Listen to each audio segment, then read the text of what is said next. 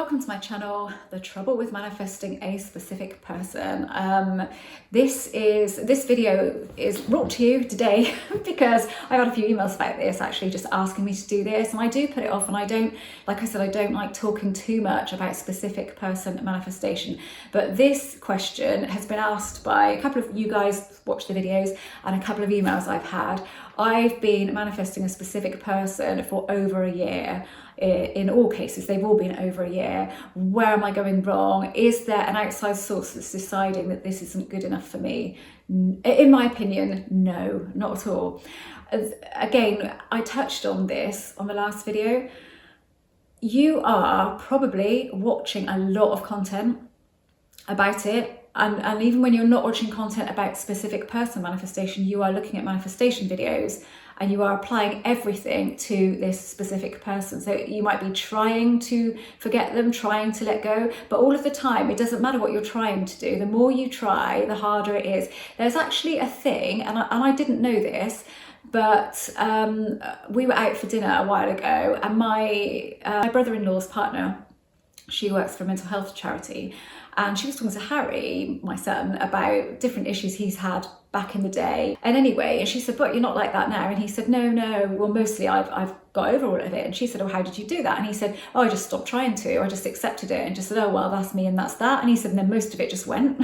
But he said a few little bits left, but you know, I quite like that about me, so I'm not bothered. And she said, oh yeah, and I cannot remember the term that she used, but it was a term in mental health. Basically, she said, you cannot change self by trying to change self. So trying too hard, basically. So it applies in any line. And that is, you know, and that is something that they refer to in the mental health charity. So it doesn't matter what it is. If you try too hard, it isn't going to happen. And you may say, but I'm not trying hard. I don't apply any techniques, but you're trying hard internally. You're either trying hard to let go of it, or you're trying to find that magic ingredient, or you are wallowing in the frustration of all of this.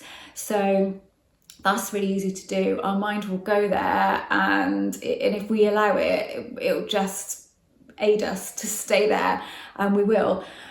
So what we need to do is to not have this stuff in our conscious awareness all of the time. And when it's a person, it's very, very difficult.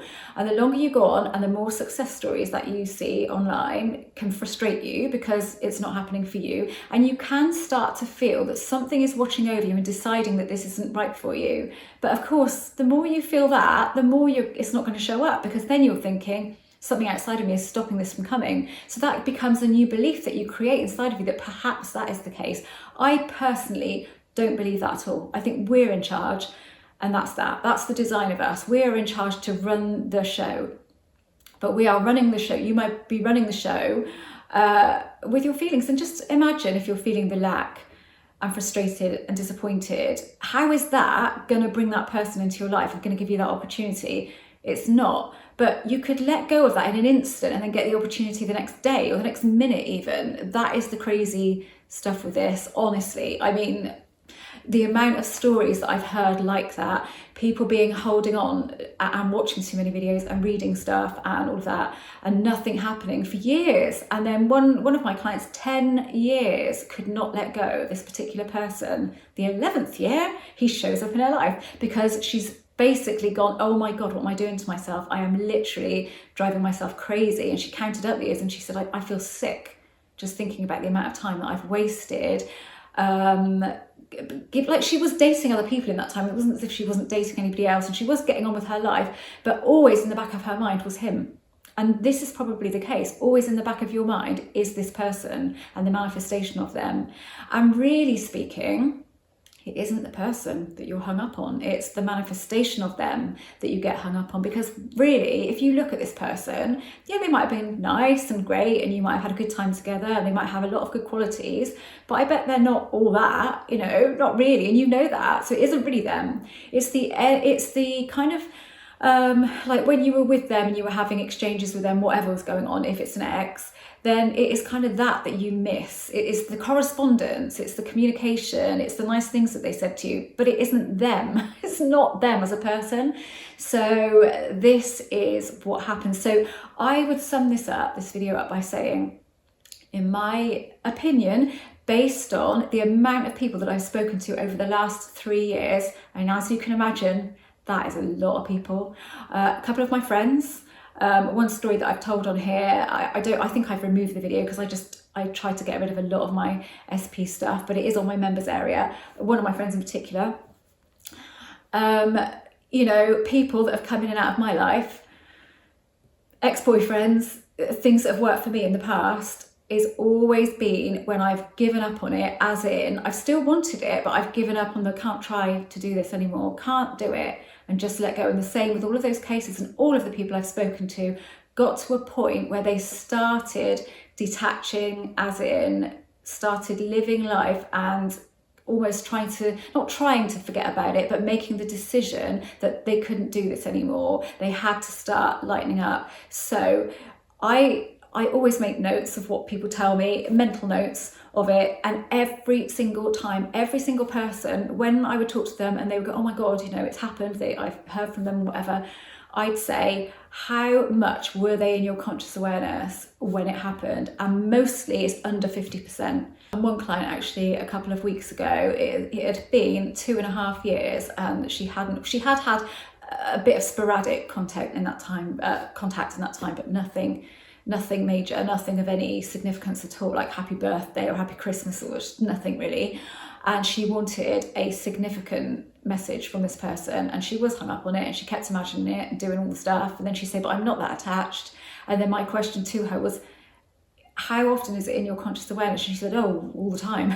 Well, that'll be what it is then. Anyway, so she kind of really got on with that. And she said, oh my God, that makes total sense.